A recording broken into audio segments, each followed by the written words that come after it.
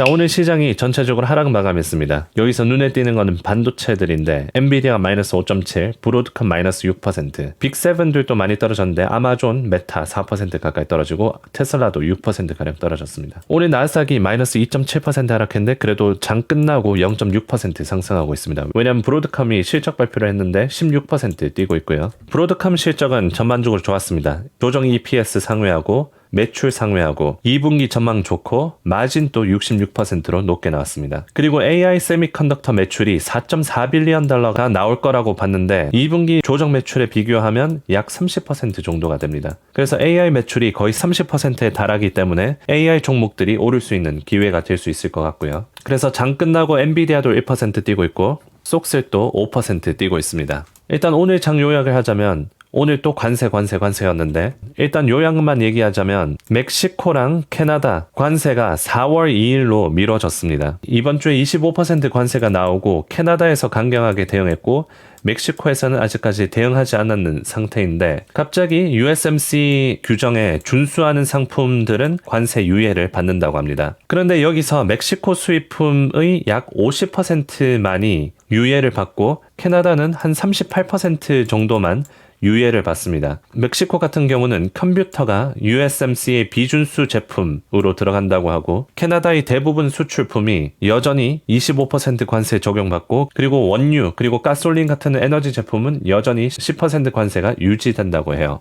그래서 요약을 하자면 관세 유예를 하긴 했지만 큰 규모가 아니었습니다. 그리고 4월 2일에 여전히 상호 관세를 크게 할 거라고 트럼프 대통령이 얘기하면서 시장의 불확실성이 여전히 좋습니다. 그리고 오늘 트럼프 대통령이 관세 유예를 얘기하기 전에 이런 게시물을 올렸습니다. 저스틴 트루도가 관세 문제를 이용해서 총리에 출마하고 있다고 생각한다 라고 합니다. 그리고 멕시코 클라우디아 셰인바움 대통령에 대해서도 얘기했는데 셰인바움 대통령에 대한 배려이자 존경심에서 그렇게 했다라고 하고 마지막에 협조 그리고 감사드린다라고 얘기도 했습니다. 오늘 내용을 읽어보니까 멕시코는 캐나다랑 다른 선택을 했는데 이번에 관세를 유예시켜주는 대신에 멕시코는 중국에 관세를 추가할 가능성이 높아졌습니다. 그리고 USMCA 협정을 미국에 유리한 쪽으로 수정할 가능성도 높아졌습니다. 멕시코가 저렇게 나오는 이유가 여기 보면 멕시코가 수출하는 것 중에서 미국이 84%나 차지를 합니다. 그 다음은 캐나다고 그 다음은 중국이에요. 3%, 2%. 그래서 이거의 25%가 관세를 이번 주에 매기게 되는 거죠. 그렇게 되면 멕시코가 경기 침체로 빠질 가능성이 굉장히 높아집니다. 그래서 멕시코도 어쩔 수 없이 중국의 관세를 추가하는 쪽으로 하고 USMCA 협정을 미국에 유리한 쪽으로 바꾸면서 이렇게 트럼프 대통령이 협상을 이어갔다고 보면 될 것 같습니다. 그리고 저스틴 트루도는 최근에 굉장히 강경하게 얘기를 했었죠. 그래서 여기서 저스틴 트루도 총리라고 얘기를 안 하고 그냥 이름을 불렀습니다. 멕시코 얘기할 때는 클라우디아 셰인바움 대통령이라고 불렀죠.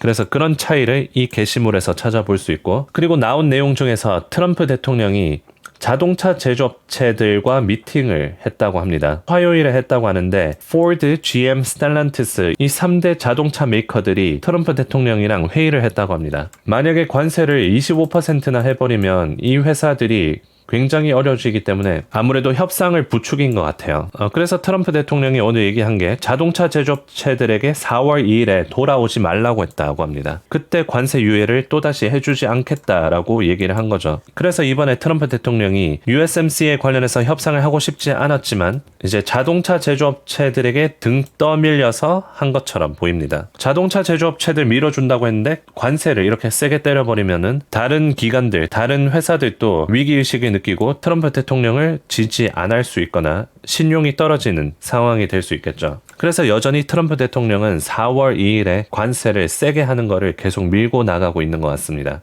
오늘 나스닥이 고점에서 10% 거의 찍을 뻔했습니다. 그리고 S&P도 5,725까지 내려가면서 202평선을 찍고 상승했습니다. 그래서 이게 조정장의 초입인지 아닌지 트럼프 대통령의 관세 영향에 따라서 시장이 움직이고 있습니다. 내일은 제롬 파월 연준 의장이 나와서 경제 전망에 대해서 주제로 얘기를 합니다. 트럼프 대통령의 관세가 시장에 영향을 미치는 것 그리고 앞으로 연준이 어떻게 움직일 것인지에 대한 힌트를 얻을 수 있습니다. 그리고 내일 또 트럼프 대통령이 어떤 행정명령 그리고 관세에 대해서 추가적인 발언에 따라서 시장이 움직일 수 있습니다. 계속해서 업데이트를 해드리겠습니다. 도움이 되셨으면 좋아요, 구독 눌러주시고 다음 영상에서 뵙겠습니다.